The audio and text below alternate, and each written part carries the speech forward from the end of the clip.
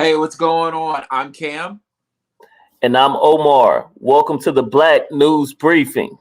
Our news, our way. Today we have a full packed show for you guys. We're getting into some of the biggest topics of the week, from gas prices to the high murder rate to the violence in Palestine. Also, we've got two very special guests, Brother Bey and Yasmeen bin Haneef Salaam, going to talk to us today about the Muslim presence in the Black community in America, as well as we'll be highlighting Miss bin Haneef Salaam's personal business in our Black News segment.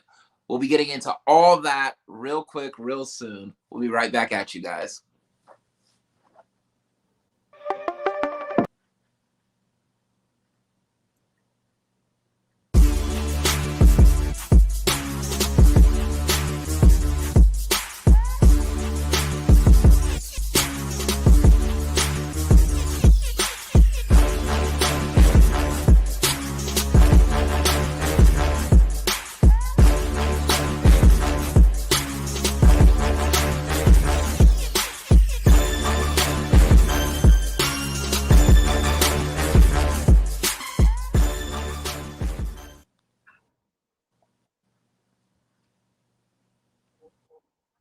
All right, guys, welcome. We have a great show for you guys today. We're going to go ahead and jump right into our HBCU news. First and foremost, shout out to Howard University, the Howard University, for having Alicia Rashad is now the Dean of Students in the School of Fine Arts. So, peace to the brothers and sisters of Howard University. And Cam, what do you think about that? That's big news. I think it is huge to have the Felicia Rashad as the Dean of Fine Arts. What this does is this helps to give even more modern relevancy to HBCUs, and in a time and place where people question the relevancy, having such a high-powered star and one of Hollywood's biggest actresses, regardless of race, to say, I'm going to teach at an HBCU, that would make me want to go to an HBCU even more. And knowing how familial HBCUs are, being able to get that one-on-one type interaction with a legend like Felicia Rashad. Absolutely. Everything. I hope more actors, actresses, sports athletes, everything. I hope they all follow in her footsteps. This is exactly what HBCUs. Yes, what do you think? Howard University, please tap in. And also, I want to give a big shout out to my brother, Clarence Ellington, for graduating law school, the School of Law, commencement this year. I just want to commend this brother for, for the hard work and dedication and the life changes. So shout out to Clarence Ellington and all the graduates, from undergraduate to whatever professional school you guys graduated from. Definitely a huge honor, huge compliment just to be able to have that accolade there. And it does not come easy. So shout out to all the hard work that all you grads are doing all across the country. Definitely making us proud. So we're going to go ahead and jump right into the current events of this week, because boy, do we have a lot of stuff to cover. The first thing we want to do is we want to acknowledge AAPI month, which, if you don't know, that stands for Asian American Pacific Islander Heritage Month. And we really want to shine a light out, especially in today, highlighting our Pacific Islander brother and sisters. The Pacific Islands and Africa and people of African descent have always had a very unique relationship and bond, especially if you look at Pacific Islands in the Melanesian island chain. For me, my second home, my where all of my ohana and where all of my heart lies is in the islands of Hawaii. And we're going to highlight Hawaii and Pacific Islanders today on the show. So just to give you guys a little brief facts about Hawaii. All right. So in 1810, King Kamehameha I united all of the Hawaiian Islands as we know them today. So he was the first king to do that in 1810. At 1820, the first missionaries arrived on the islands of Hawaii. Now, please keep in mind that 1820 is when they arrived. Let's pay attention to that date and see where we go from here. By 1887, the Hawaiian monarchy was stripped of its power and relevancy as a ruling sovereign. By 1893, Queen Lokilani became queen and was soon stripped of all her power. And in 1893, she was put under house arrest by white American businessmen. After keeping her locked in her own palace for 5 years under house arrest, in 1898, President William McKinley annexed Hawaii, and it was no longer a sovereign kingdom as it had been. Hawaii is a place of proud Hawaiians who have a rich, rich history, who have so much compassion, so much aloha, that it is one of the most accepting, beautiful places that I've ever got to call my home, and I still call that place my home. So shout out to all of my Pacific Islander Asian American friends this month. I'm shouting out everybody from Chuuk, everybody from Palau, everybody from Guam, everybody from Hawaii, all my Maoris, everybody in Melanesia, Micronesia, Samoa, Tonga, the Philippines, Vietnam, everywhere. Shout out to you guys, and shout out to all you guys who make my life better. As a kid, Omar, you're from LA, right? Or the greater LA? Yes, sir. Los Angeles. How much did you get to interact with AAPI people? So first off, I want to say shout out to my nieces, Symphony and Cadence, over there in Oahu. If you guys are watching, peace and love to you guys. Uncle love y'all. I mean,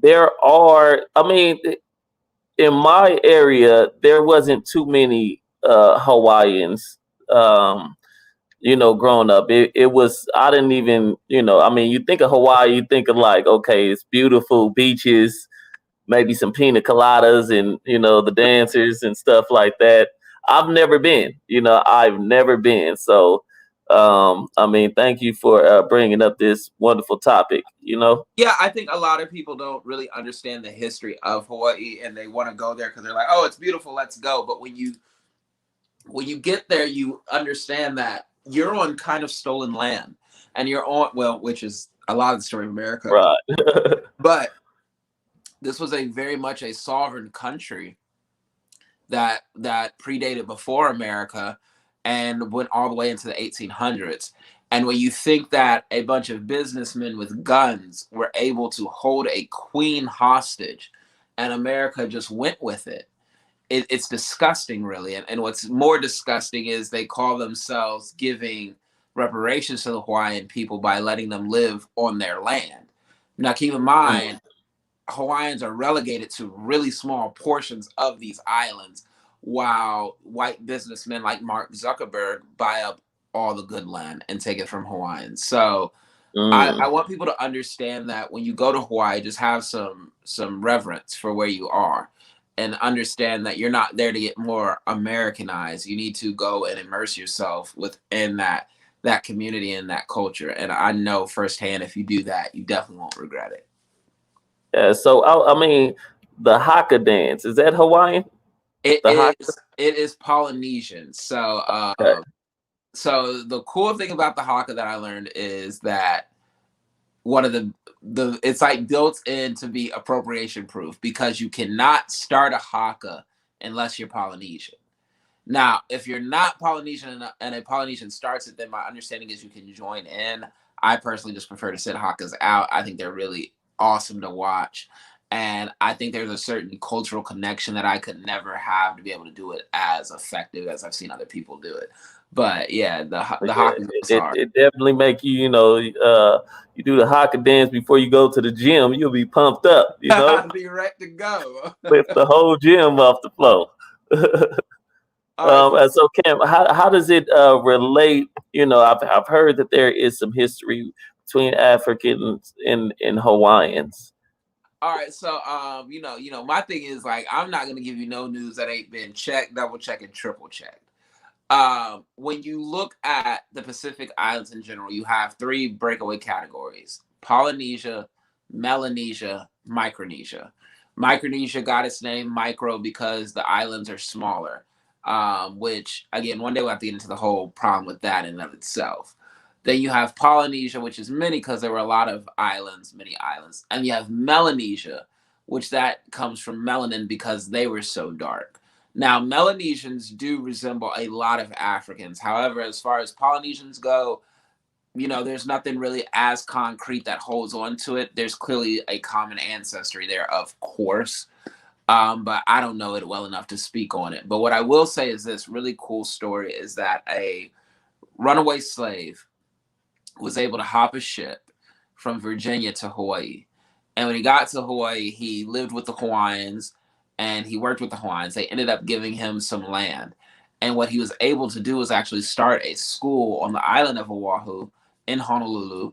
And the school became Washington Middle School. Shout out Washington. I just shout out Washington because that's where I got my start in education. And I thought it was really interesting to find out that my first ever career job as an adult came from a school in this, what I thought of as a haven island for me as a Black male, by a runaway slave. There's so much poetry in that.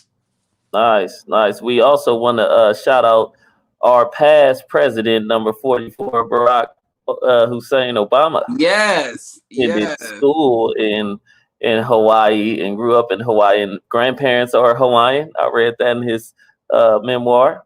They're local Hawaiians. They were born there, but they're not like ethnically Hawaiian.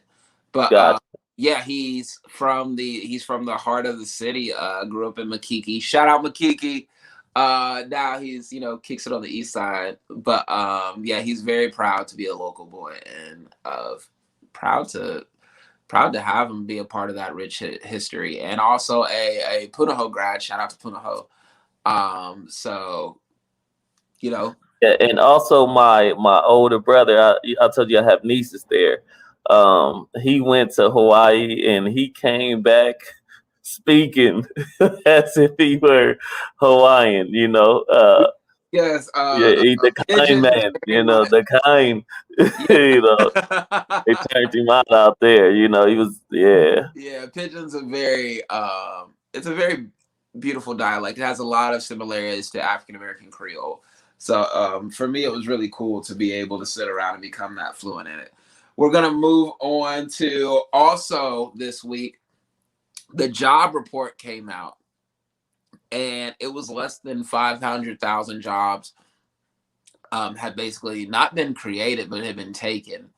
And there's been a push now to say that people are not working because there's more money in being on unemployment, and that the Biden administration has made it that way by making unemployment so lucrative, and so people aren't taking jobs.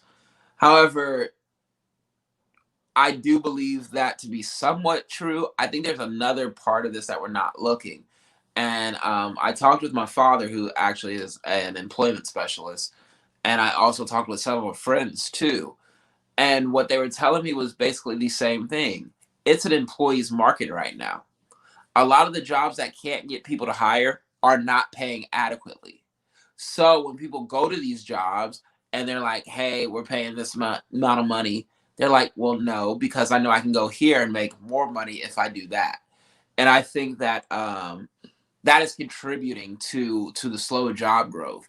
Now we have states like Tennessee who are pulling their states out of the federal unemployment system, so Tennesseans no longer can get the extra $300 a week.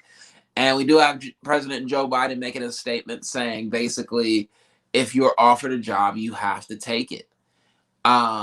Which I feel like America is protecting the businesses more than the person, because if I know my worth and I know that I'm worth more money than what this job is offering, 10 an hour, 8 an hour, 12 an hour even, but I know I can make 15 to 18 somewhere else, why would I take that job? Isn't that setting me up just to be crippled? Because then I'm not going to get any benefits. I'm going to make this money. This money's going to get taxed. So I'm going to get less of the little money that I already was trying to get. Omar, what do you think? But I mean, this is a personal issue for me, because as you know, my brother has a business, a franchise. Shout out my brother Matthew. Wa salam alaikum to my sister-in-law Mima. But yeah, he so sometimes employees would sign up, and correct me if I'm wrong, if they work or sign up, go through the training, right? And then we'll have to pay for their training, right?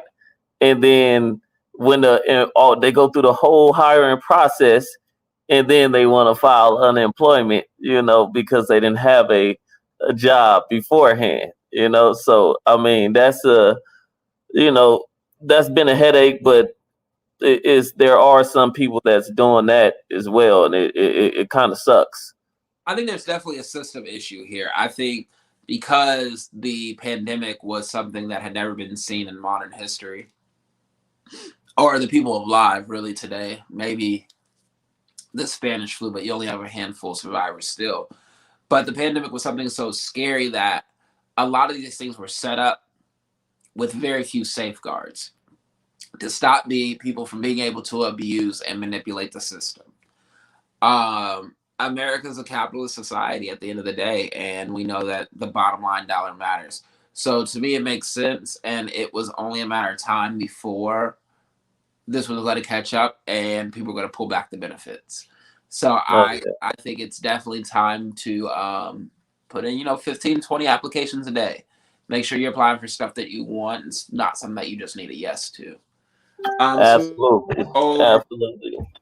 switching gears over, we are going to talk about the rise in murders.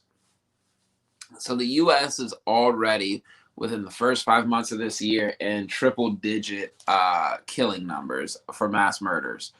And the real question is why? What is it about us?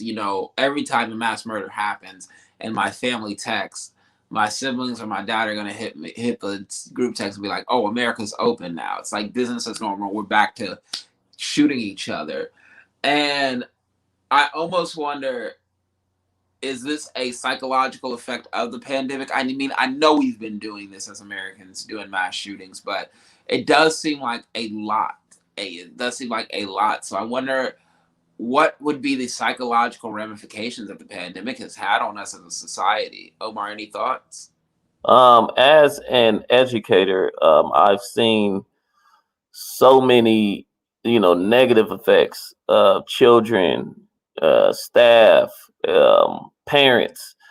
It's been a really, really hard, was it year and a half, 2 years. I think personally I didn't see the the effects. It's kind of like it was like a snowball, right? Mhm. You have children that they're not used to being in the house. They need to socialize, and I didn't realize how important it was for children to be able to socialize with other children.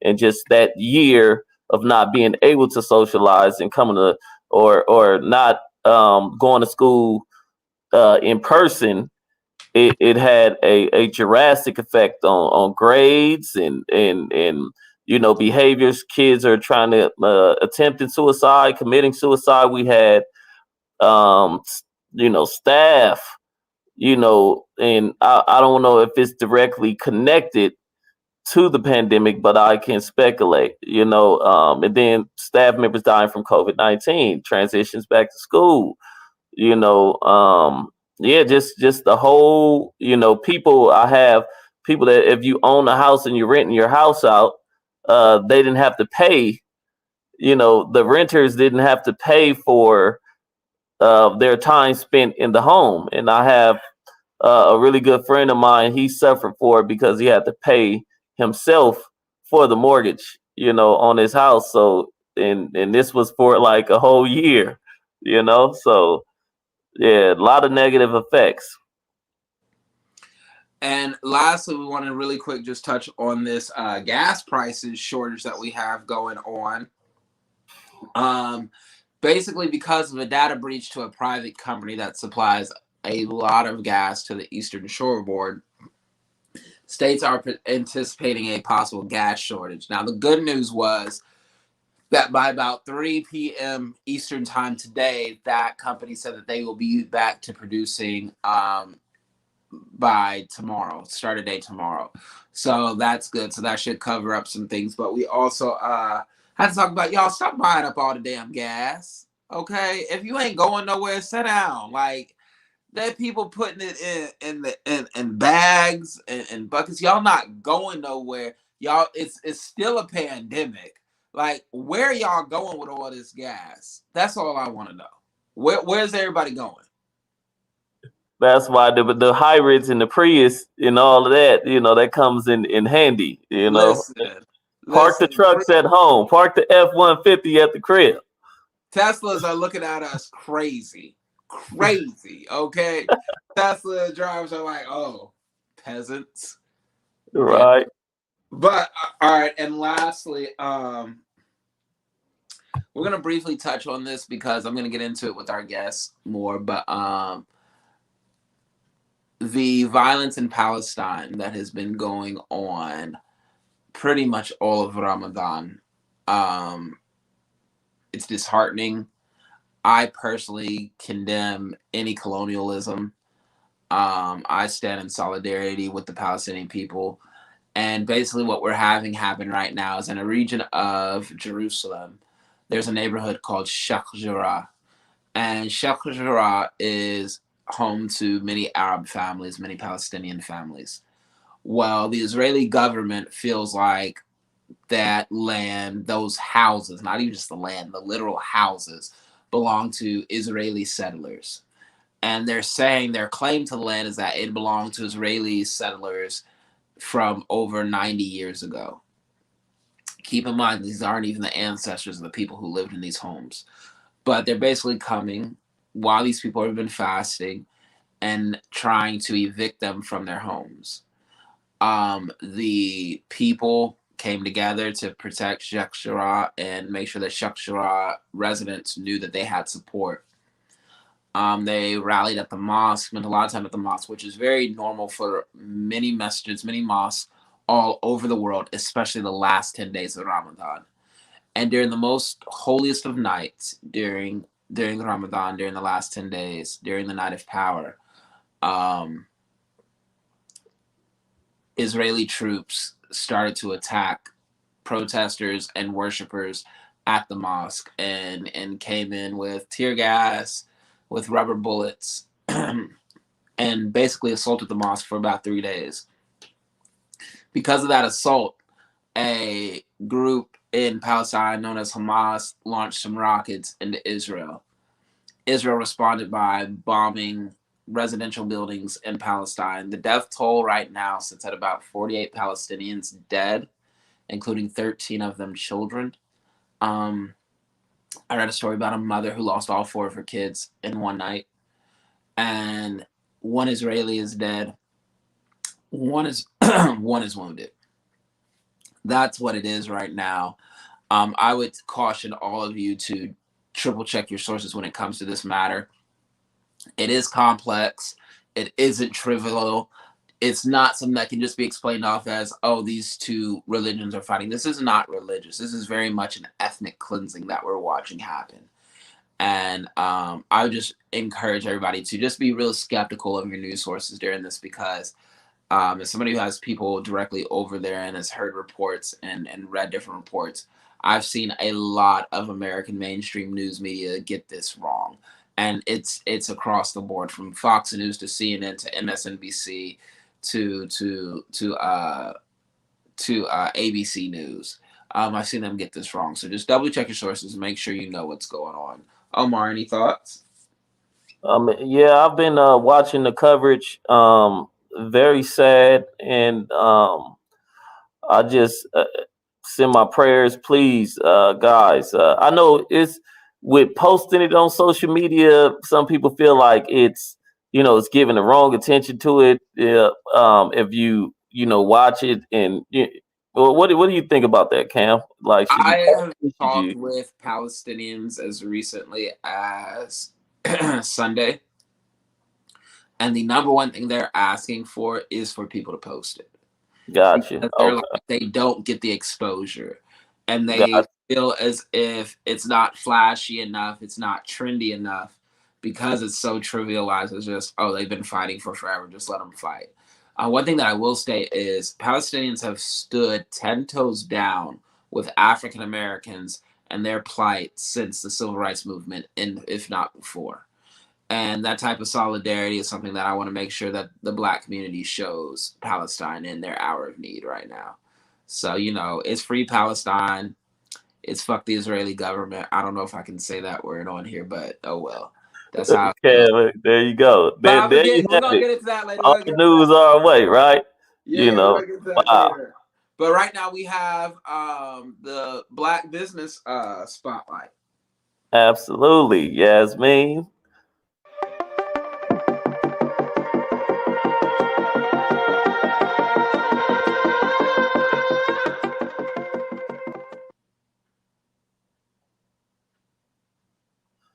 Hey, how's it going? Wa salam alaikum, my sister. We are Um, excited. We have Yasmeen bin Haneef Salaam on with us today to talk all about her entrepreneurship and her businesses. Yasmeen, hi, and thank you for coming. Salam alaikum. Yasmeen, are you muted? I was. Okay, there we go. Assalamu alaikum. Eid Mubarak. Eid Mubarak. right on, right on. Thank you guys for Yasmeen. having me. Alhamdulillah. I really appreciate it. I really do. Oh Uh, no thing at all. Thank you for coming on the show. For So sure. here on the show, we like to highlight Black businesses, and you are an entrepreneur and an owner of a Black business. Is that correct? That's correct. Could you tell us a little bit about it?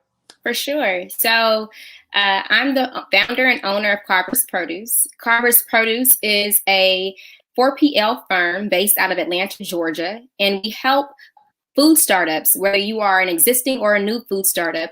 We help you scale with different sales and fulfillment solutions. And we do this by our monthly subscriptions that we offer online, as well as the products that we sell. So one of the main reasons why I got started with Carver's Produce, and it actually began as a research project while I was at Tuskegee University. I saw that there was a discrepancy within the supply chain, the food supply chain, not just within food deserts in urban cities, but also in rural counties. And I was able to study not only Macon County, but when I moved to Atlanta, I saw that same system being perpetrated not only through the distributors, but also the growers as well too. The growers did not have an outlet to create new distribution channels.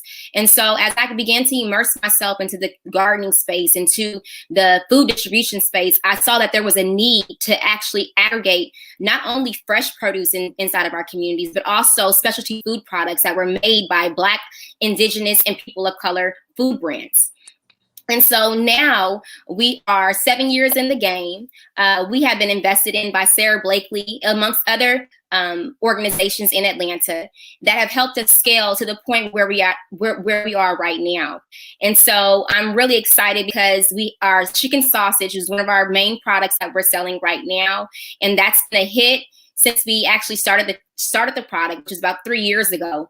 But this summer, I believe we're gonna top our sales from the past 2 years. As well as we have a smart community grocer that is going to be launched in the East Atlanta, our first location, which is a smart community grocer is a unit where we are actually installing a unit in an actual Black-owned restaurant where you'll be able to pick up your sea moss gel, your black seed oil, your fresh produce that is actually grown inside of your community. So there's no longer you have to go and wait for the farmer's market on Saturday to open. You can actually go to this unit and you be able to purchase your produce and purchase your food products that are made by BIPC-owned food brands around the clock. So we are just ecstatic about Umoja Grocer and Carver's Produce and the potential it can actually bring to not only suppliers and distributors, but also the up and coming brands in our community. Outstanding. Peace to my sister, man. Thank I want to just say that you are making all of the California Club proud, and all of Tuskegee as well. So thank you so much. Thank you all. So I want to say too, I read this book here, The Message to the Black Man by Elijah Muhammad, and he talked a lot about in here the diet, right? And he wrote this a while, like, was it like the 60s or something like that, 60s, 70s? In the early 50s, yeah. Oh, okay, yeah. See, I didn't even know, and that was before. Now I feel like more people are, they started being more health conscious. Recently, I would say it's maybe the 2000s, but if you look back, Elijah Muhammad has been, on it for a while. Now, I know Cam said there are different sects, NOI, there is Sunnis, Shiites, and things.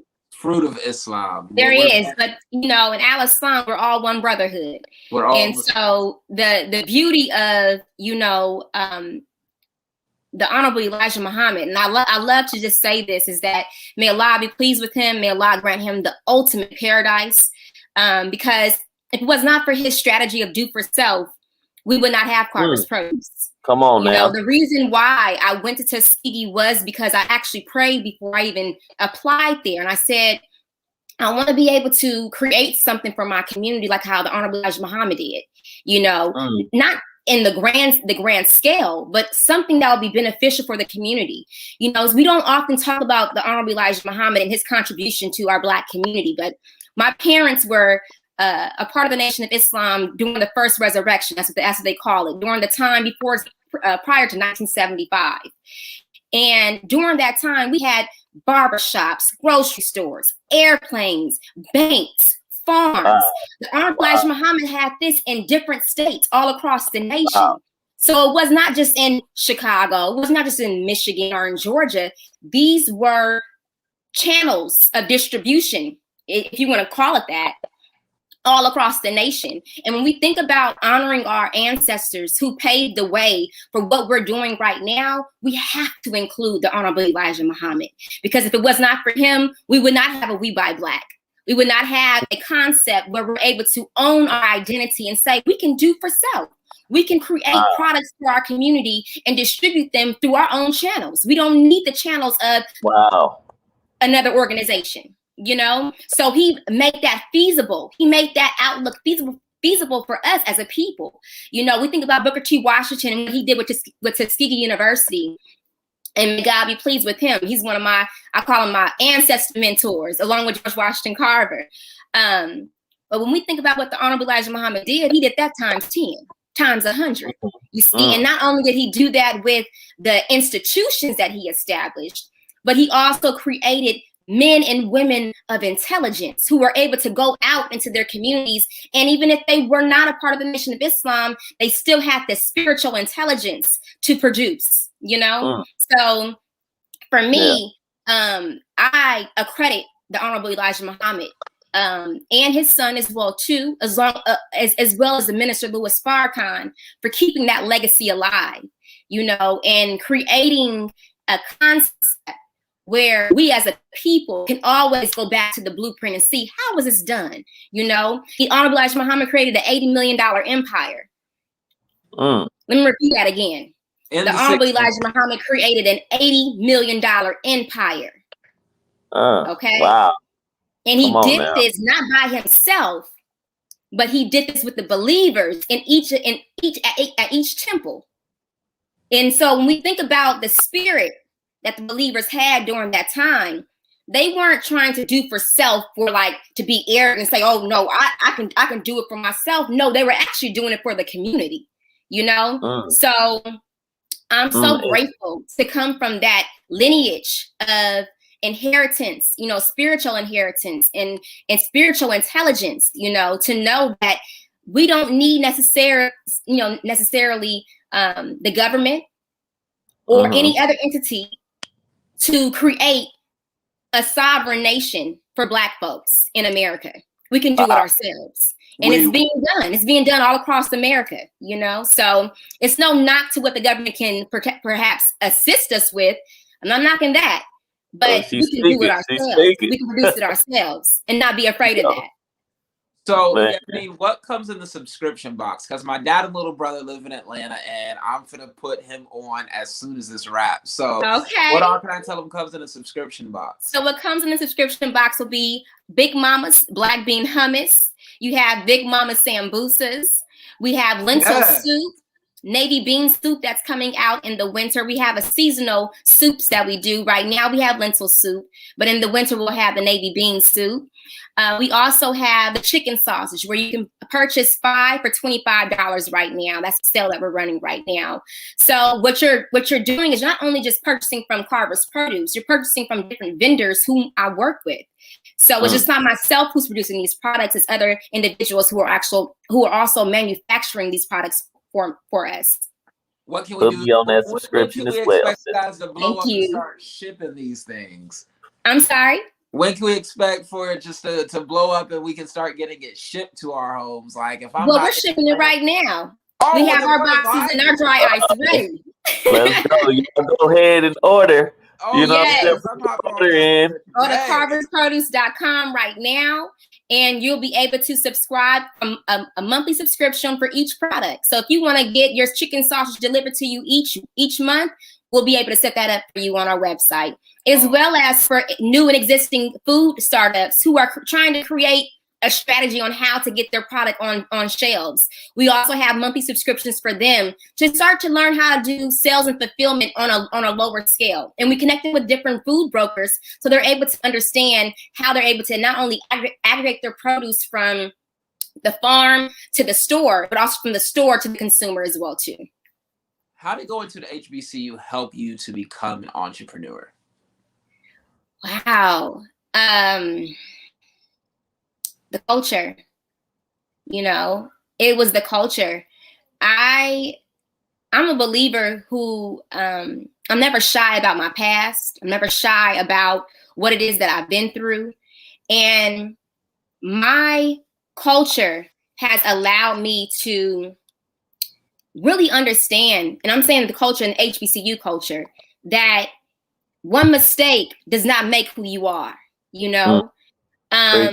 And one thing about it is that it was the students at the university, my peers, who just didn't see me from the physical standpoint. They saw my spirit. You understand what I'm saying? And my spirit identifies with the collective spirit of our people, And so being at a HBCU really cultivated within me a passion and a drive to do for our people on the level that I was already doing it when I was back in California. One of the things that I can say, the organizations that I was a part of was the NAACP.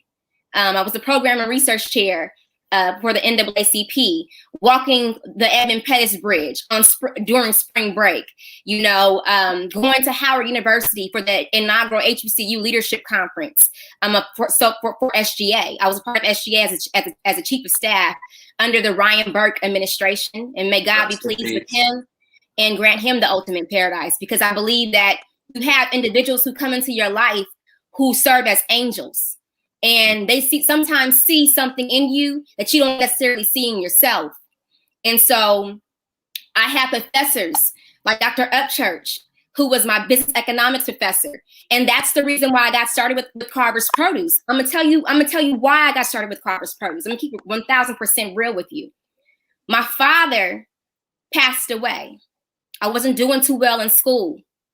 So Dr. Upchurch, he took me to his office and he sat me down and he said, "Do you know what an altruist is?" And I said, "No, I don't know what an altruist is." He got his dictionary. He had me look it up. And I said, "Wow." He said, "This is what I think of you." I'm like, okay. By this time, I'm already a student leader, But for a professor to see something in you, especially when you're going through a very dark period in your life, it meant a lot. He said, "In order for you to correct your grade, I want you to assess, define, and solve a problem within an urban community. And solve it with the economic system that will benefit it." And so it was Dr. Upchurch who, him and his wife, took me around the Macon County farms. Because I said, you know what? I want to study agriculture. Because for me, as a Muslim, you know, we're taught to be vicegerents. We're taught to be caretakers of this earth. And so I really dug deep and I asked God, well, why did you put me here? What's the purpose of me being here? You know, and the purpose of me being here first is to learn creation, to learn the names and the nature of creation. And so when you study agriculture, agriculture is the study of creation. It's the culture of creation. You get to learn how things are reproduced, not only from a physical level, but from a spiritual level as well, too. And so, you know, for me, Dr. Upchurch, he invested that time with me during that time when I was doing my research project. And I said, well, man, if this is a discrepancy within different farms in Macon County, because one thing I saw was that we had many Black farms in Macon County, but none of their produce was in the Piggly Wiggly or in the Calhoun Foods. Wow. And if they were producing on a commercial scale, if they were producing cash crops, their crops were already being contracted out to Walmart, which was 30 miles away in Auburn, which meant that as a student, I had to travel 30 miles just to get fresh produce. I couldn't go into my own community to get fresh produce. That was that was an issue for me. And Cameron, and y'all can attest to this. That's crazy. Going to Calhoun Foods, going to Piggly Wiggly. Yeah. We didn't see the best food brought to our stores. It was old. You know, you buy bread, it's molded. You know. Absolutely. So for me, I said, okay, we got to change this narrative. We got to change this around, you know. And again, being at HBCU, being a part of that culture, it allowed me to see that my peers not only believed in me, and I believed in myself, but it's one thing to believe in yourself, but for your peers to elevate you, you understand what I'm saying? For your peers to appoint you, you know, that's a different type of love. It's a different type of belief. You understand what I'm saying? And I knew I had a responsibility as an obligation that I have, not only to myself and my community, but to those who have invested into me, and Tuskegee University being one. So I literally, it's like an old day. Carver's Produce, the name Carver, you know. Shout out to my frat, bro. Hey, the name Carver comes from George Washington Carver, who was an instructor at Tuskegee University, you know. And we know him as, you know, some people know him as the peanut man, but he was far much more than just the peanut man. He was a scientist, he was a botanist, he was an agriculturalist, you know. Poet. But more importantly, he was a man of faith. Hello. You know, and so when you understand who Carver was and his makeup, you can't carry a name like Carver and not carry that same spiritual intelligence that he carried as a man of faith. So I knew that carrying this name and carrying this legacy, it required much more of me, you know, it's the average company that I would produce. So my HBCU culture, you know, brought so much light into my work, so much light into my life. And I'm just so grateful that I've had the opportunity not only to work with my peers after college, but also work with other individuals from different HBCUs who are doing the same thing and who want to progress in our community forward and the community life forward in our community. So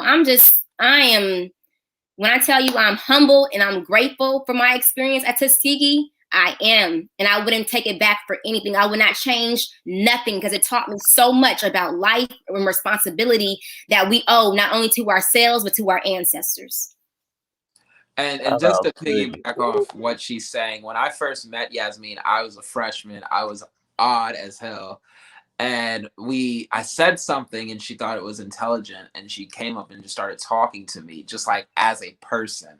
And when she tells you like she exudes that ancestral just energy, I felt like I was talking to a big sis, and I felt safe. This is far before I even found out she was Muslim. And then when we found out, it was like, oh, you're Muslim. And she is everything that she says she is and more. Definitely, please check out Carver's Produce. Give them that website one more time, Yasmeen. CarversProduce.com. And That's somebody Carver's just dropped Produce. it too. Somebody just dropped it in the comments. Yes, Brother Bilal. Thank you, brother. Look, I'm putting it in my phone right now. Please do. Be on the subscription list, sis. For Please real. do. I appreciate the support, y'all. I do. No, we definitely want to see you win. We definitely want to see you win, especially for such an amazing service, giving back. Health is wealth. And if we can start early, and if we can start with businesses that are targeted to making sure that we're healthy, I'm all here for it. I'm all in. We're going to switch gears real quick to the main topic of today, which is our Eid Mubarak section. So Eid Mubarak, Eid Kareem to all of our Muslim brothers and sisters all across the world, from sea to sea, to the entire Ummah. Eid Mubarak. We have Yasmeen's going to stick around with us for this one. Yes. And we're going to bring in Brother Bey, who is a educator in Hawaii on the Big Island, I do believe, and a proud Muslim man. Fatan, how are you, my guy? We've been saying we're going to get together. Assalamu alaikum, my brother. Assalamu alaikum. Yeah. Shout out to first I want to say thank you. Thank you. I want to say thank you for inviting me on the show. It's a pleasure, honor. No, of course. When I thought about how we could do this to celebrate Eid, you two both are two of the most personally impactful Muslims in my life, because there's such a narrative of what a Muslim is and what a Muslim has to be. And I think two of the best Muslims that I know, being you two, you guys buck that system, and not for the reason that people think. It's not for anything other than you can be strong, you can be courageous, you can be brave, you can be humble, and you can be a very, very powerful witness in Muslim. So I am so happy to have you guys on the show. So we're gonna get into it real quick. First question I'm gonna throw at Yasmeen. So we've said this like 3 times already. Before we do that, could I give respect and pay homage really quick, Cam? I gotta say this before I forget, man. And this is from the heart, man. Like, so my younger brother, he was gunned down. I lived in Leimert Park. My mom still lives over there now. And Minister Tony Muhammad, I'm not sure if you're familiar with him, Yasmeen. Yes, Minister sir, I am. Yeah. He came and the Muslim brothers and sisters, they showed up right there on Second Ave and Rodeo, and it was a trying time, but I was so pleased, because I'm a Christian brother, you know what I'm saying? And they came through, they made sure everybody was good. They showed mad love, and I was like, wow, I just, I respected them from then on. You know what I'm saying? Like, so, I mean, peace to all the Muslim brothers and sisters out there, man. And, I mean, I felt that, I always remember that, you know what I mean? So absolutely. I just wanted to say that, man. That's the culture of the Nation of Islam. The Nation of Islam. And again, may Allah be pleased with the Honorable Elijah Muhammad and grant him paradise. May Allah be pleased with his son, Imam Worthy Muhammad, and grant him the ultimate paradise, as well as Minister Louis Farrakhan, who has continued the legacy of the Nation of Islam. And it's the reason why Minister Tony Muhammad was there, because that culture is still present within our community. So we have to pay homage to those students and those leaders in our community who have cultivated that type of response, emergency response, when it comes down to our people. So yes, a real quick question. When we said it a couple of times today, but what is the holy month of Ramadan? What do Muslims mean when they speak of Ramadan? Bismillah. Ramadan is a month, a whole month that was prescribed by Allah to the Prophet Muhammad sallallahu alaihi wasallam. The prayers and peace be upon him, for the Muslims to refine their inner nature. And when we talk about Ramadan, we have to speak about how Ramadan truly means to burn. right? It means to actually like to get rid of.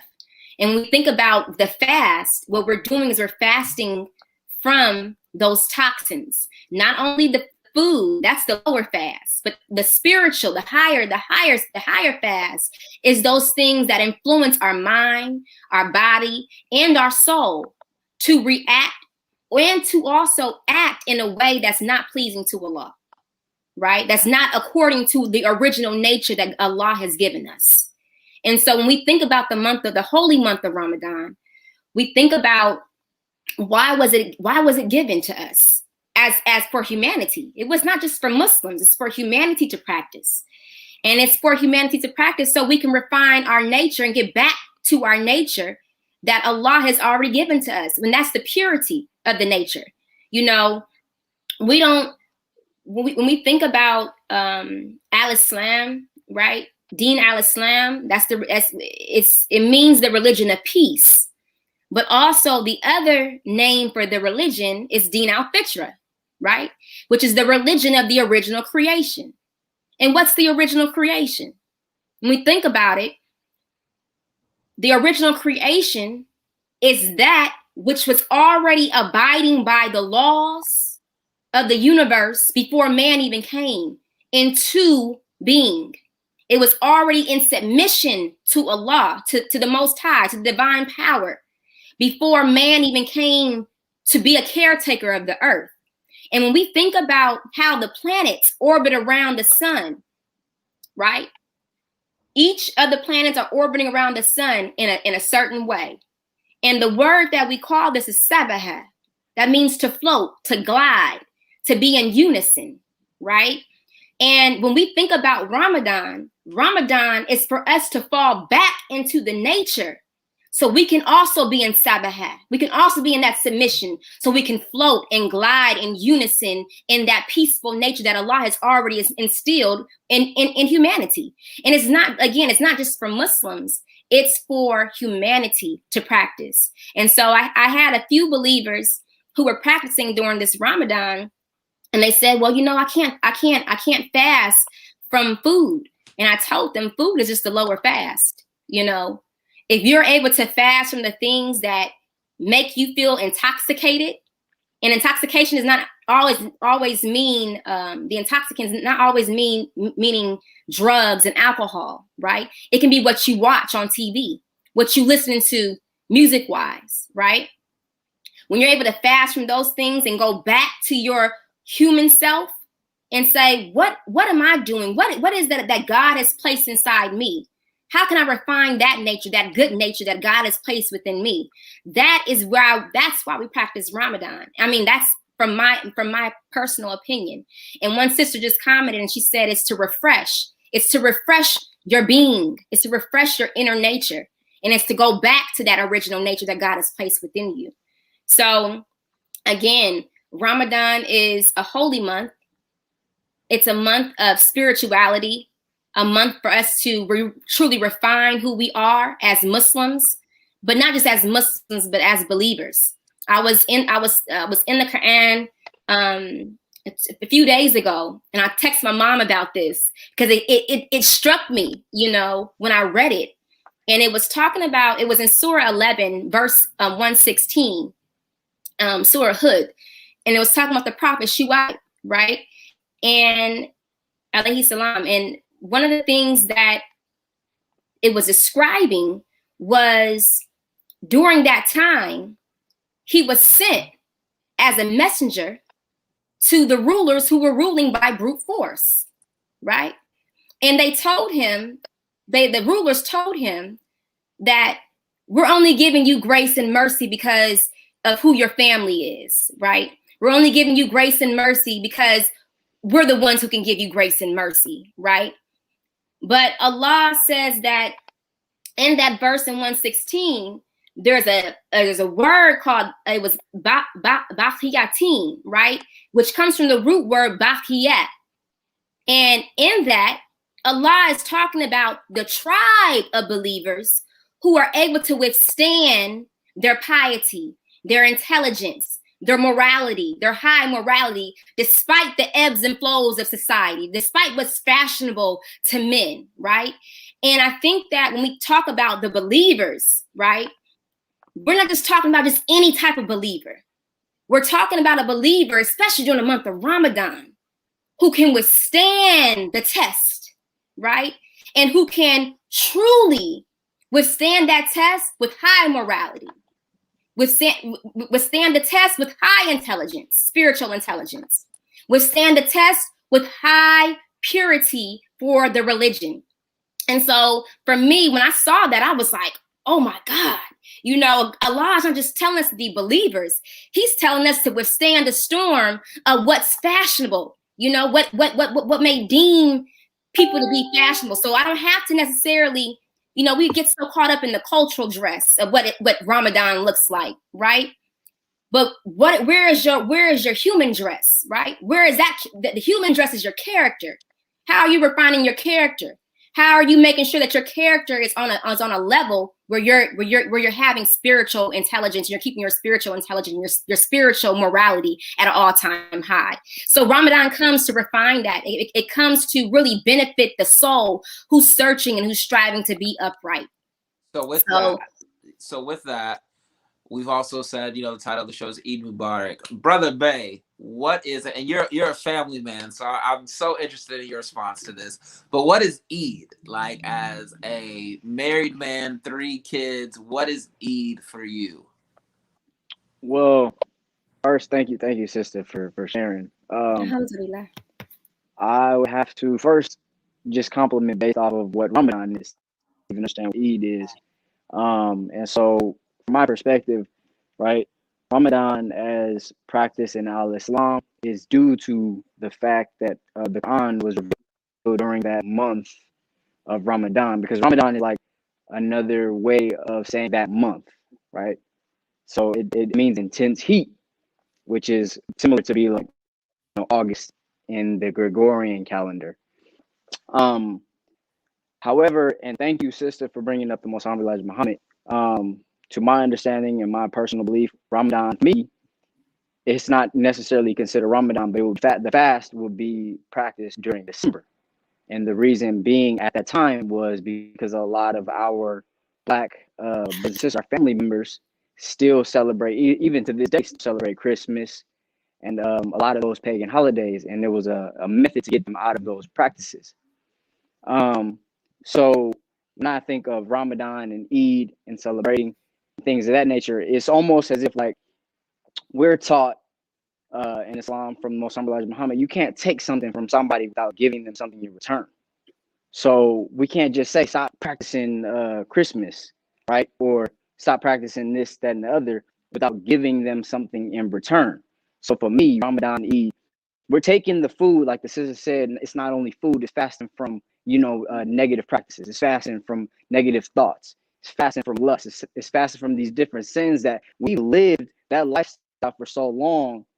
Is known as death. It's a mental death. It's a spiritual death. And so we're fasting from those death, those negative practices.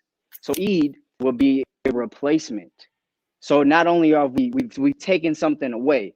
He's like, no, we're not practicing that during this month. Eid was like, okay, well, here's your medicine.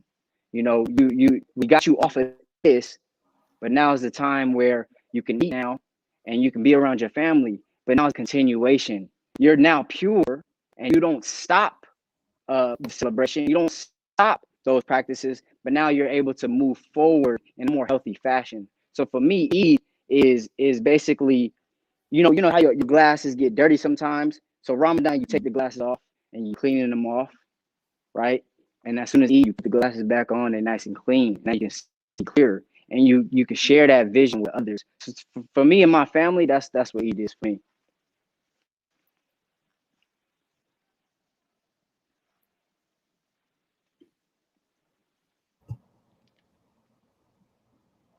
Did you say something? I could hear. Yeah, Cam, I was unmuted. Okay. Anyways, but I was saying, do you guys have any, Fatan, do you guys have anything that you'll be expecting on Eid? Any, like, are you guys going to eat a big meal? You know, sometimes, you know, listen, I tell people all the time, Muslims are not new to this, okay? We've been stunting since the Prophet, peace be upon him, because on Eid we're stepping, all right? Call us ranch because we're gonna be dressing. That's all I know. I don't ever get dressed up except really listen. Tomorrow it's gonna be a whole situation. But for Tom, what's that gonna look like for you? Because I already know Yasmeen come with it every year. I don't understand where she gets it from. But for Tom, what does that look like for you guys? You know, it's actually kind of funny because not only am I on a physical island, but I feel like I'm also on a sort of an island, a spiritual island as well. You know, there's no mosque or a lot of Muslim presence here on the island that I currently stay on. So for me, Eid, it definitely is a celebration. But for me, it's pouring into my wife, right? But she's not born Muslim, and so I'm the only like real life in real time example. So for us, it's just, you know, I'm making myself available for the questions that she has. You know, like the sister said, and the brother brought up the book, Message to the Black Man. There's also a book by Most Honorable Elijah Muhammad, How to Eat to Live, right? Yes. And so, you know, we break those things down as well. The Most Honorable Elijah Muhammad taught, you know, the nation can rise no higher than its woman. So I cannot be a Muslim alone. You know, and that, to me, that's not cool. So I share with my wife as much as she's comfortable with. You know, I can't be overbearing with like, this is what we got to do. This is what we got to do. And so it's kind of like play it by ear. I listen to her, ask her what does she want to know. But we all, you know, we always celebrate. She actually practiced a few days of fast. You know, because I know you know, most people don't know this, but we had back to back children. So I got 3 babies. We had a back to back, and so, you know, every me time I being was looking young, up, hey you know, man, there's another one. I'm like, what? man, so every time I got a lot of uncles. They're like, brother, you have to give her a break, brother. So I said, yes, sir. You know, so I did that. And so when she's pregnant, you're not supposed to be fasting, right? And when she's recovering, she can't be fasting. And when she's pregnant, she's breastfeeding, she can be fasting. And she also not listening. Oh, she's trying to feed a baby. I'm over here talking about, you know, some Lego and, you know, trying to, you know, she's not listening, right? And so I found out that I was overwhelming her with, you know, physical seeds, like the children, but then also mental seeds. And it was just too much. And so I had to listen to her. I had to be quiet and listen to what she's actually saying and what was actually going on. And now we have, you know, my oldest is 5, Gaddafi, you know, who, you know, Gaddafi, the first one around. he's getting ready. Yeah. So he's running the show now. And so now that they're, you know, of a certain age, she's, you know, things are more calm. She realized I'm more patient. And so now she's asking more questions. How can we do this? I want to learn more about that. And so now I can kind of play by ear. A cool personal story is that Fatan's right. On the island of Hawaii, there's not a huge Muslim presence, and the one that's there, and we can get into this a little bit, but Islam does have its own issues within racism, within like the global ummah for sure. And actually, it was really weird because me and Fatan were introduced because we were both single fathers, and it was like, oh, you'd be a good person to talk to, and we looked at each other like, yo, what is he saying right now? Right. He can say what he tried to say, but we didn't get it. But we became fast friends. But I'm a revert, and Fatan's wife is a revert, and they were both actually got to come to my son's shahada. And my son, having me as a Muslim father, having a Christian background, a Christian mother, I basically was like, you'll choose at 16, and, you know, raised them both. You know, he's running from Sunday school at the church to get to Sunday school at the masjid, so he's on time for his Arabic, Quran, and Islamic history classes too. But when he took his shahada, really like, and it's something so small, but we all got to go back to my place, order pizza, ate pizza, watch some movie, and like passed out on the floor. It was a great time. And I think like that speaks to just like and Gaddafi, actually, yeah, Gaddafi was born and he was running around keeping everybody like a little bit awake, so he made sure he didn't get into anything. But that's the camaraderie of Islam, is really you walk into a brotherhood, into a sisterhood. You know, I can walk into any Muslim building on planet Earth, and yell out, Salam alaikum. And there are going to be faces that look back at me eagerly to greet me back. And that is something that is so powerful, that's undeniable. Unfortunately, we've gone on so long with this topic, but I do want to get into this. When we think about Islam and we think about Islam in Black America, you know, you guys have said, have mentioned the Nation of Islam, and it has a really strong presence here, and it's very unique to America. I think one of the things that people don't always think about is the ancestry that the Nation of Islam had been here, really, since the first Islamic slaves were brought to these shores. And these people were able to find ways to still practice their religion, their native religion, and hide it and not be persecuted. And what we see now is that evolution into the Nation of Islam, and now into just like a bigger just Black Muslim community. Sans the title, sans the school of thought, the sects, just really strong Black Muslims.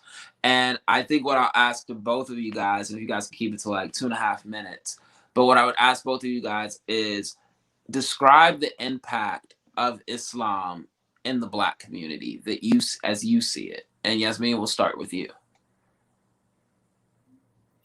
Alhamdulillah. The impact of al-Islam in the Black community. Yes, ma'am. I see it happening even with believers who are not Muslim. We have a lot of our people who have strayed away from the church as of recent, the past few years. And when we think about why that has happened, I believe it's because there is an inner nature that's yearning to be in submission to the original laws of creation. And I believe the impact that al-Islam has in the Black community is that we serve as a model example of what a refined African-American man and woman can look like when they are in peace and in order, not only within themselves, but also within creation. And I believe that we haven't even seen the impact of al-Islam in the Black community because we are still babies. When we talk about civilizations, we are only 90 plus years as far as in the formation of the identity of a Black Muslim, right? And what that means in America. We have yet to see what our children and our offspring will produce by the knowledge that we have now, not only through the slaves that came from here, like Omar ibn Said, but also the Honorable Elijah Muhammad, his son, Imam Worthy Muhammad, and that language and how it's transforming not only communities to be built, but also institutions that are being resurrected. And I think that we're seeing the impact through the businesses that we have currently in our community. We're seeing that through, like Brother Omar had mentioned, the emergency response system that we have, not only within the Black Muslim community, within the community, but how we respond to the community as a whole, right? So I really don't separate Black Muslims from Black America, because I really believe that Black Muslims, truly in my heart, are the representation and the refinement of what Black America could be in its utmost nature, in the most highest nature. And I feel as though that the impact that we have in the communities is being shown through the Do for Self movement, through creating Black businesses, creating Black institutions that will not only serve and educate our offspring, but also serve and educate those who want to help us and assist us in creating model communities moving forward. And let me just respond. I don't like to respond in regards to these types of comments, but I'm going to have to correct this comment and saying the Nation of Islam is bid'ah, and ever bid'ah is going astray. Well, brother, let me tell you something. When the message of Islam came to the prophet, he was illiterate. When the angel Gabriel came to the prophet and told the prophet to read, the prophet said, I can't read. He squeezed him again and said, read. Yasmeen, what does bid'ah mean? Bid'ah means that it's saying that it's forbidden. Okay, there we go. Okay. Just wanting our viewers to know. Thank you for allowing me to clarify that. But I want you to know that Prophet Muhammad sallallahu alaihi wasallam did not come to correct the language. He came to correct the heart. And understand that the Quran was revealed on a heart that was pure. So understand that when you say the Nation of Islam is bid'ah, it's not bid'ah. The believers have the heart of the believers who were the first Sahabas within the prophets' tribe. And the Sahabas meaning the companions of the prophet. So to say that and to denote that, understand that we have been created within nations and tribes so that we may know one another and do trade with one another. And for us as African American Muslims, we have an identity that was stripped away from us. And to reclaim that identity through al-Islam is really reclaiming our identity, not only as humans, but as believers of God. And I'll say this real quick. Say this real quick, and to your point. Islam comes in many sects, many schools of thought. I personally am a Sufi Muslim. But one thing I don't do is the otherism. One thing that I don't do or understand within the Ummah is this judgment. That is specifically told to us in the Quran that is a power and a burden that belongs to Allah sallallahu alaihi wasallam. I'm sorry, subhanahu ta'ala. Yeah, it's I'm just so thrown off by the need to want to assume a role that is met for Allah subhanahu wa ta'ala, and it does what? What does it do? Like, because we gonna still rise. If our people have not shown what we can do as a people, whether you Muslim or not, we gonna rise. We gonna rise to the occasion. Okay, so understand that the ideology within the nation, and I think one thing is you can agree to disagree.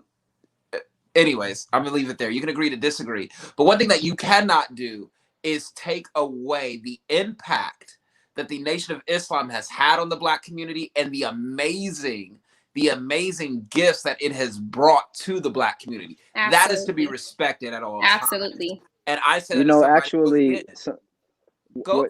Fatah, jump in. To this point, and you know what? I'm starting to realize life is about ironies, right? The brother said, and excuse me if it was a sister, but you said it was bid'ah forbidden, right? Now, we all know Black people, we unique. The sister said it, we unique, right? And one of the reasons why we connected at the mosque is because of our uniqueness. We could already see that these brothers, they look at us differently, whether they knew it or not. We were and so exactly. And so, like, the best way as an educator, I know brother said he's an educator as well. The best way I can relate this is we have what's called Teachers for America, right? And they come to all the hoods and they think they're doing a great job trying to teach our children how to be upstanding citizens and how to resurrect our neighborhoods and from their perspective. And so that's why the irony of why we were given somebody like Muhammad Elijah Muhammad is because they come over here and they're not trying to teach us how to be Muslims. They're trying to show us how forbidden our lives are. Yeah, we were shoved and drowned in the Bible. We were shoved and drowned in pigs and shoved and drowned in just the worst condition in death. They don't have the tools to resurrect us because they don't have the tools to resurrect themselves. The Prophet Muhammad, peace be upon him, said 3 generations after me is not going to be of me. So how 3 generations later, how you gonna come and save us when 3 generations later you can't save yourself? What about the bit that's going on in your own communities? How you gonna come to our community? You didn't come to try to save us. You came to give us alcohol. You came to give us pork and tobacco. That's bitter. That's forbidden. Oh, but Allah knows my heart. I can do this because my family needs to be taken care of. Okay. Well, my family needs to be taken care of too. And Islam, as taught to me, is how I'm gonna save my family. So this is anytime somebody comes to me and says, "Oh, this is not how you're supposed to do it," I say, "Brother, me and you, we gonna step into the same doctor's office, right? I'm gonna tell him my foot hurt. You gonna tell him you got an earache. He's not gonna give us the same medicine. He gonna give you one type of medicine. He's gonna give me a totally different type of medicine. I'm not gonna be concerned about your medicine. Your medicine is your medicine. My medicine is my medicine. Let me take my medicine. You take your medicine. Once we all healed, we have a healthy conversation and leave it at that. Stop looking at my medicine." The law said it right. Right. There you go. Well, you guys, we're gonna wrap it up there. But you guys get to hang on for our next segment. We're gonna jump into the last segment of the night, the pick up your feelings. Omar. I'm gonna let you have that one. Go ahead, do your thing. I've been feeling some type of way all week because some people decided to slide into my DMs. Yeah, I got to push back the fro for this one because I want to be my So people wanted to slide in my DMs and let me know that I'm an anti-Semitic bigot. So on this portion of Pick Up Your Feelings, I'm calling out all you Zionist Israeli supporters. Yes, you colonizing evil SOBs. I'm not mixing words. I'm not pulling punches. Let's call it what it is. We gave you guys a little brief interlude into what's going on in Sheikh Jarrah. Now, what Israeli government has hid behind is this well-orchestrated, this well-produced media machine that says, if you critique the state of Israel, you're anti-Semitic, which means you're anti-Israeli. First of all, anti-Semitism is not an African-American problem. Okay, we had nothing to do with the concentration camps. We had nothing to do with the great Jewish persecution in Russia, and we've had nothing to do with the occupation and annexation of Palestine. So that's not my concern. That's not my problem. To sit here and try to bring in the Jewish element, you playing with my intelligence and you're playing with my heart, and don't do that. Being Jewish has nothing to do with this. This situation has long passed a religious problem, and now we're looking at an ethnic problem, because ethnically the Israelis that are there now that have this issue are ethnically European Israelis. Don't do that, because you and your ancestors had the problem. Don't project that onto me and mine, because that's not it. Second thing is, you do not get to go into somebody else's house, pull them out of it while they're fasting, coward. Pull them out while they're fasting, an elderly, coward. Pull them out while they're fasting, elderly, taking care of their pregnant daughter, cowards. You are what you are. I can call you that, and I feel no shame in any of that. So understand this, and what you don't get to do is you don't get to hijack the faith of Judaism as there are Jewish brothers and sisters all over the world who stand in solidarity with Palestine and stand against the Israeli occupation. And baby, they come from sea to shining sea in every color and every shape that you can imagine. They are there to let you know that they are not for the BS. So save your white Indo-European perspective on calling me anti-Semitic, because I decide to speak truth to power, and I decide to speak out on behalf of Palestine. I posted from Thursday till Sunday about the situation in Palestine. Nobody was covering it. However, the second Hamas sends a rocket over, now everybody's standing with Israel. If you stand with Israel, miss me, because I don't have time for it. It's nothing but modern day colonialism. If you feel like I'm anti-Semitic, drink some water and don't call me about it. That's my take on it. Y'all.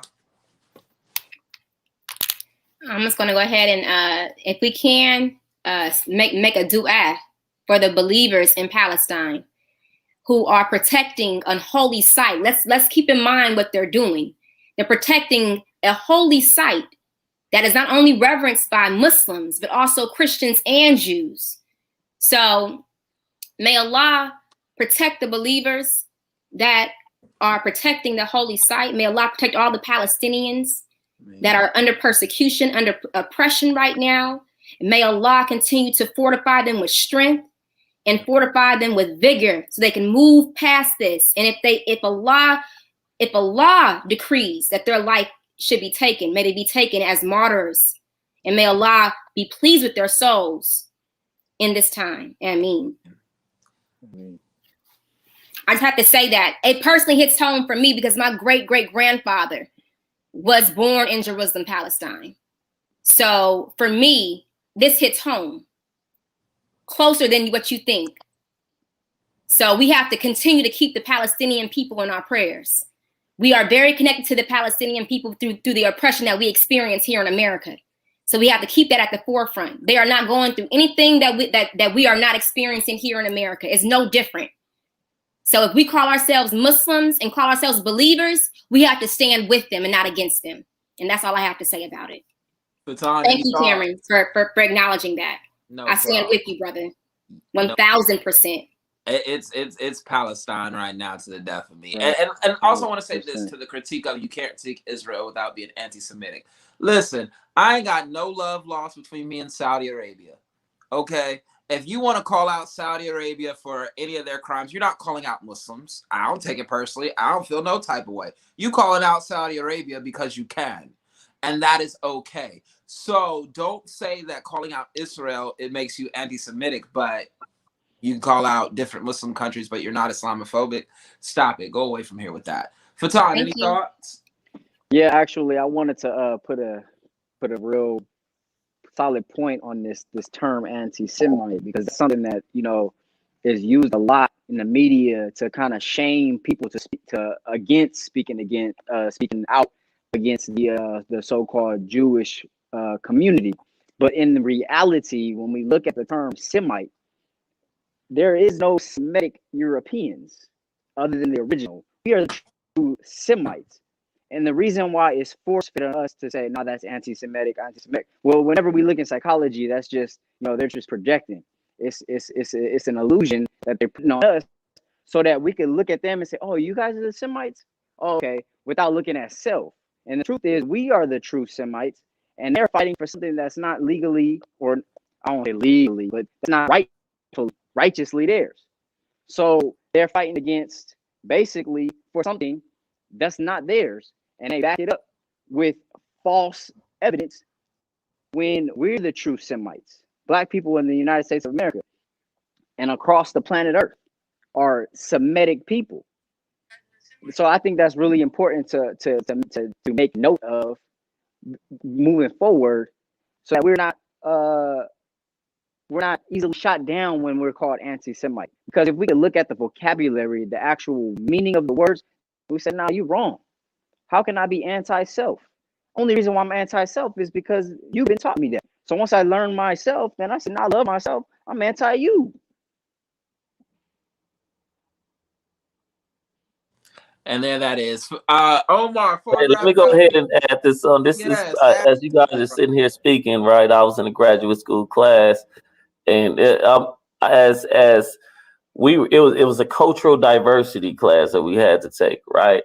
And we were talking about terrorist organizations and stuff like that, right? That, you know, I brought up, you know, how, you know, a lot of Caucasians may say that Malcolm X, I don't know if he was, I believe he was NOI, right? But, you know, I brought up the point that he is, you know, speaking the truth, right? It was me and one other African-American sister in the whole class.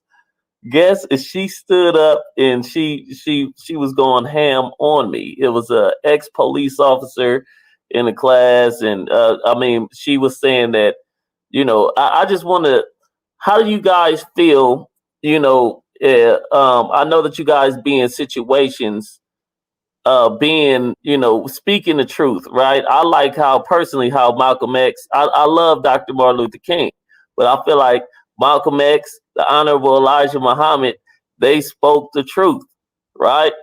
And some people see that as, they deem that as hate language towards our Caucasian brothers and sisters. I'm just curious, as from all you three, how would you guys, how would you guys respond to that when people say that, the Nation of Islam preaches hate towards Caucasians? I'll respond to this just as a Muslim and with associations to NOIFOI.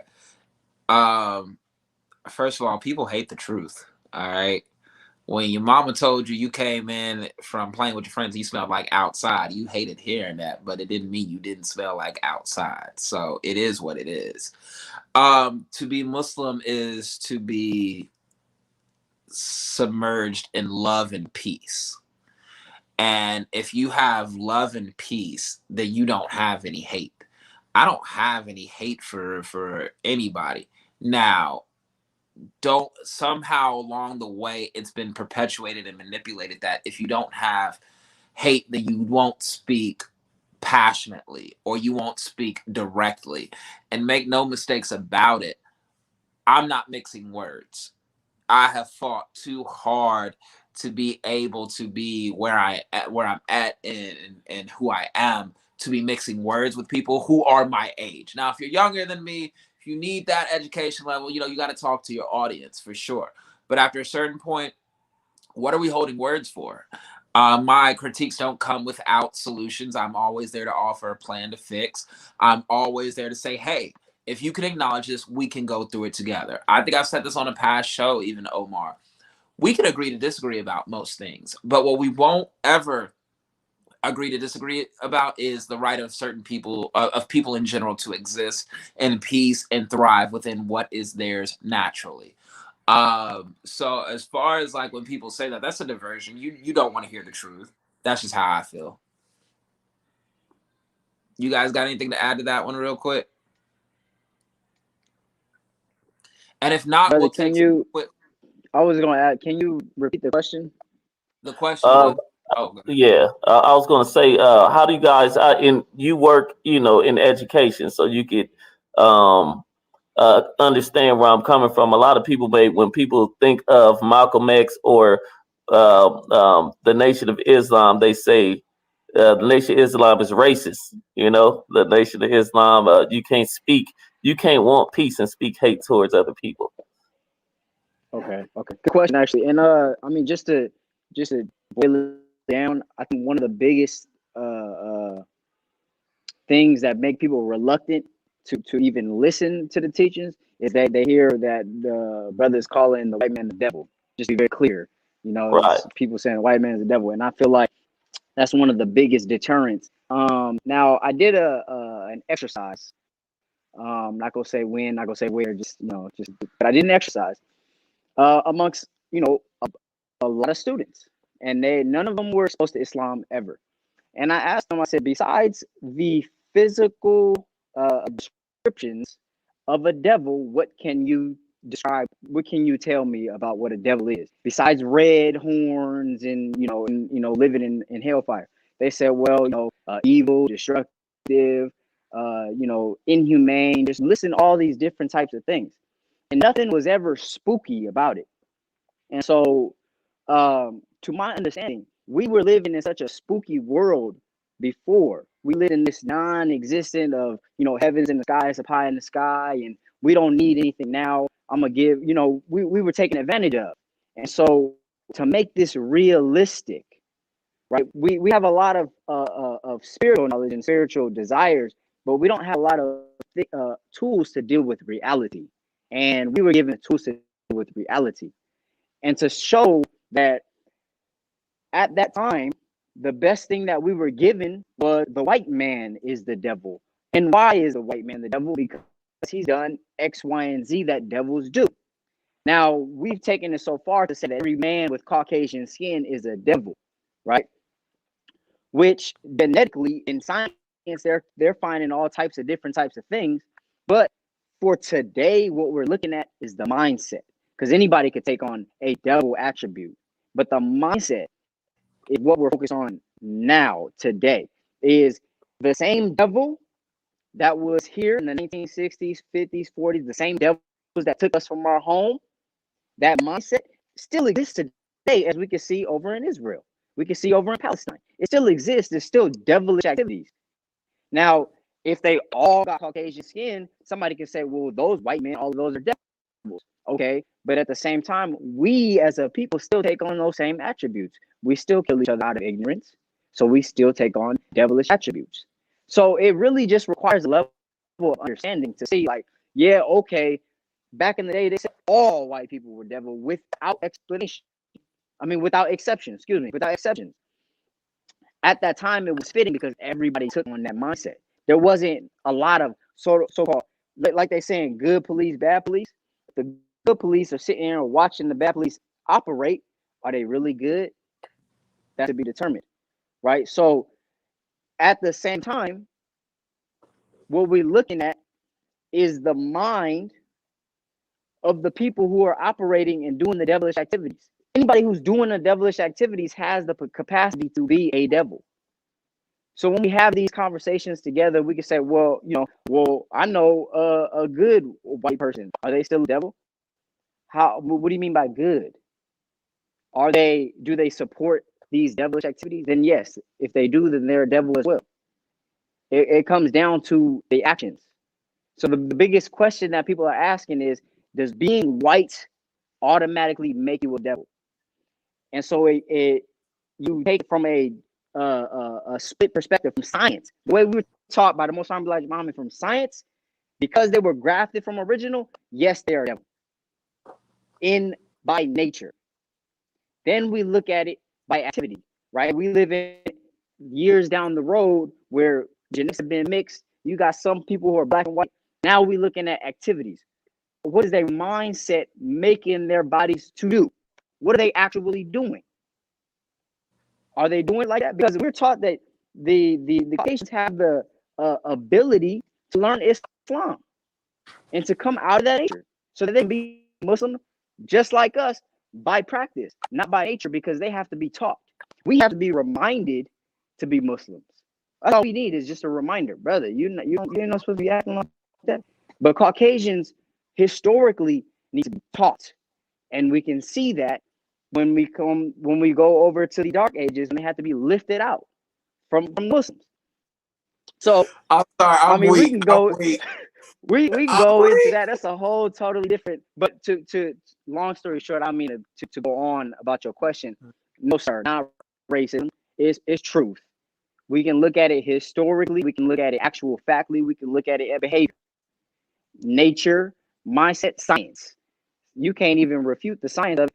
And so I'm laughing so hard for those who don't know is because Fatana and I have spent hours debating this topic, and it's something that we fundamentally disagree on, clearly. But again, it's the beautiful nature of Islam. Go ahead, Yasmeen, tap in real quick. I want to say that as a believer, I'm not a part of the Nation of Islam. I come from the lineage of the Nation of Islam. And understanding that everybody has a soul. And each soul has been conditioned. As an African-American woman, I have a soul because of my genetic makeup. I've been conditioned. Not just by my ancestral legacy, right? But also through my environment. Through what it is that I experience in this life, in this realm. The white man is another soul. I don't deem his soul as being created and grafted, because Allah grafts each and every soul. Now, message. Understand that he also has a collective soul as well too. Just like how the African American man has a collective soul, he also has a collective soul. But that collective soul has negated that reality and has negated the evils that they have done. And it's only until recent you have seen Caucasians actually speak out against the atrocities that have been committed against our people. So they are turning around. But does that mean that we're supposed to be forgiving and supposed to just accept that soul for where it is? No, that soul has to be conditioned a little bit more. And that's why having this religion. It's a religion for all of humanity, not just for the black man and the black woman. I think the white man and the white woman needs it more than the black man and the black woman needs it. Come on now. Understand that when we talk about the soul of man, only Allah creates that soul. That soul has been decreed. That soul has already been, the destiny of that soul has already been decreed before it came into this realm. So I truly believe that Allah guides whom he wills, and he leads astray whom he wills. And if it's for the original children of Israel to get up and stand up and rise as a black nation, we are going to do that because it's already been decreed in our soul makeup.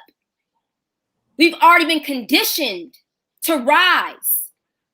Now, if they see that rise and they try to negate what Allah has already deemed for the soul of the African American man and woman, that's Iblis. That's Shaitan. You understand? That's the devil. That's what we call the devil, right? That's when Iblis turns and see we learn in Al-Islam that Iblis was the angel, right? And he was conformed when he disobeyed God, and he asked God, "You gonna create a man who's gonna create bloodshed and mischief on earth? You gonna create a soul like that?" And Allah told the devil, "I know what ye know not." Understand that Shaitan exists. The Iblis nature exists in all of us. We're not exempt from it. But how we rise from our lower self is how we obtain our true destiny as a people, as not just as a black people, but as for humanity in a whole. So I personally believe, this is just my belief from what I've been taught and what I've read in the Quran, that each soul has a destiny. Each soul has a collective soul that it has to answer to.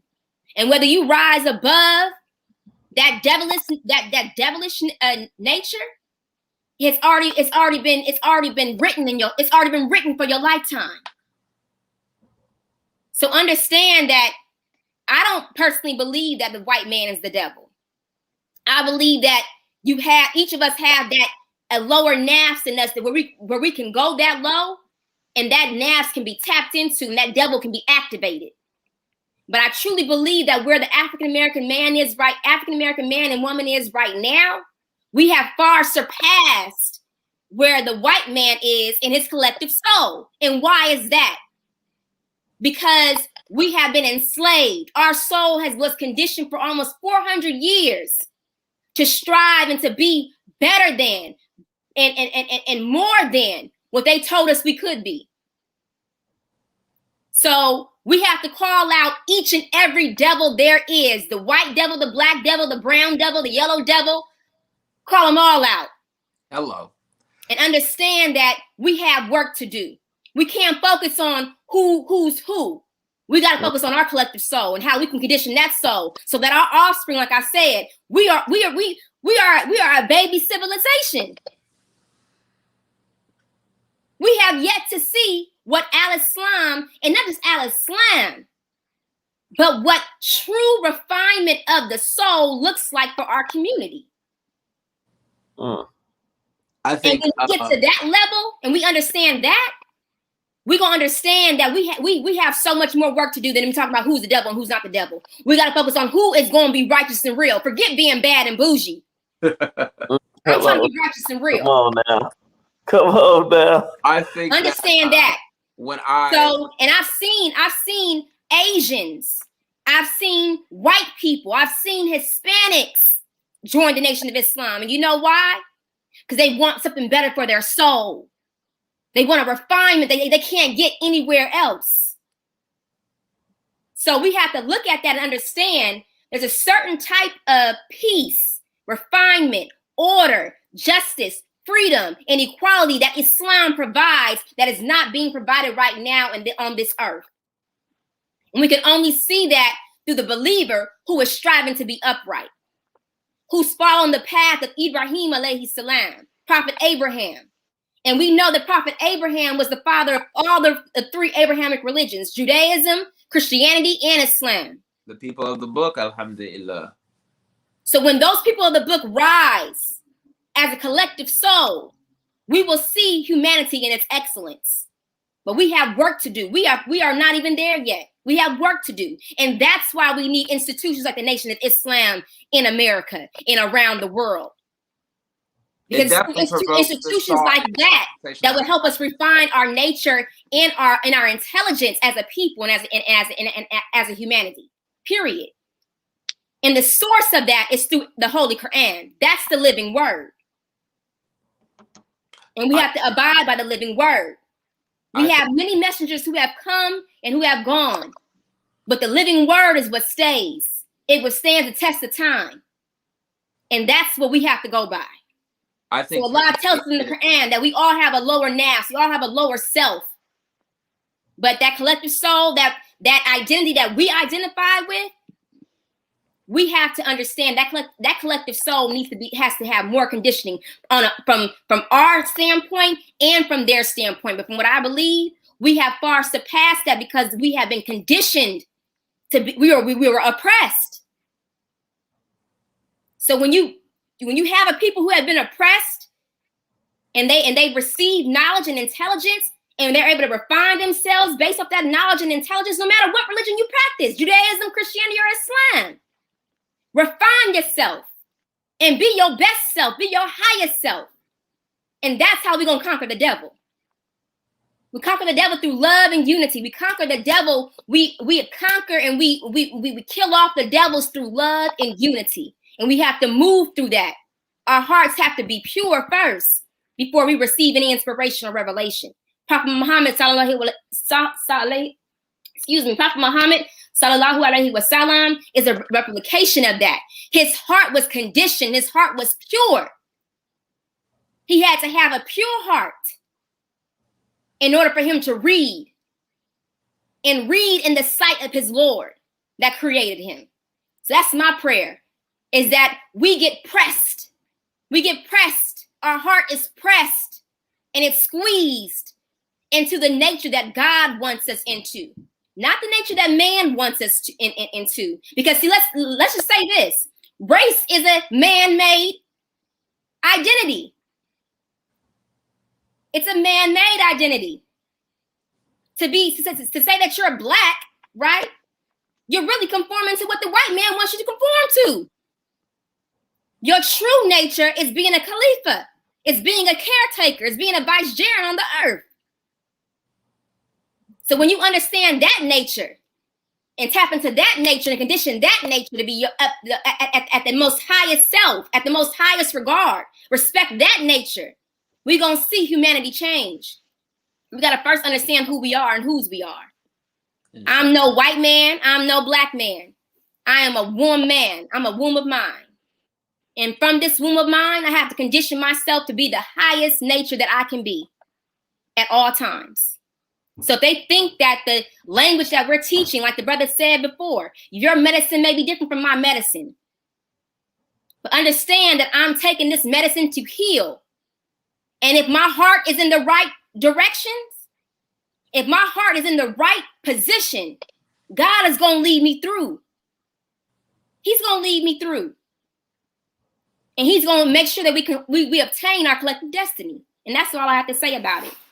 So, Word up. Yeah. For my school of thought, it is a thing of Allah subhanahu wa ta'ala has created us all.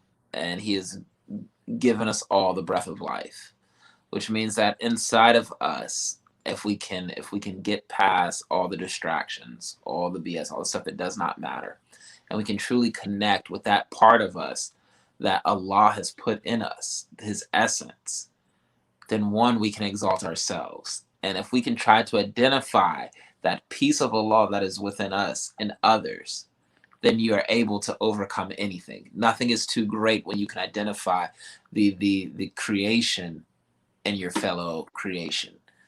And with that, you guys, this has been our longest episode ever. I know it. It was real. Discussion, though. Thank you both, Fatan. Thank you for coming through. Yasmeen, thank you for coming through. Yasmeen, I'll be on that subscription for the show. Please. Thank you. Peace to you also, brother.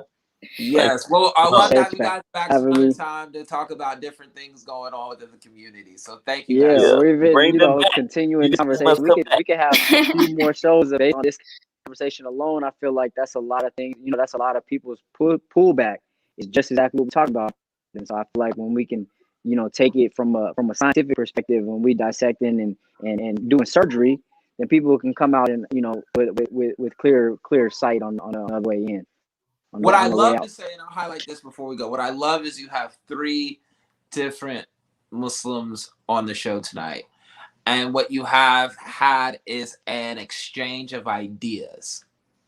And some ideas we've all been able to see, and we're there with some ideas we all have different views on. But what you see is the power, you see the share of knowledge, you see the love. And I hope even though it's virtual, you feel the will that we want to see each other succeed. And that's what it's about. Yes. That is what it's about. Absolutely. It's all about that love. And when I say salam alaikum to you guys, upon you, I wish and bring you peace that is truly from my heart. So to my co-hosts, to our guests, salam alaikum, to the Salam alaikum. amazing Ummah worldwide, Eid Mubarak. Thank Eid you guys. Mubarak. Y'all have a great night. You too. And Muslims, hey, we stepping tomorrow morning, baby. You already know we coming through. Coming through. Assalamu alaikum, sister. Alhamdulillah. Alhamdulillah. Bye. Thank you. Salute. Peace. Peace.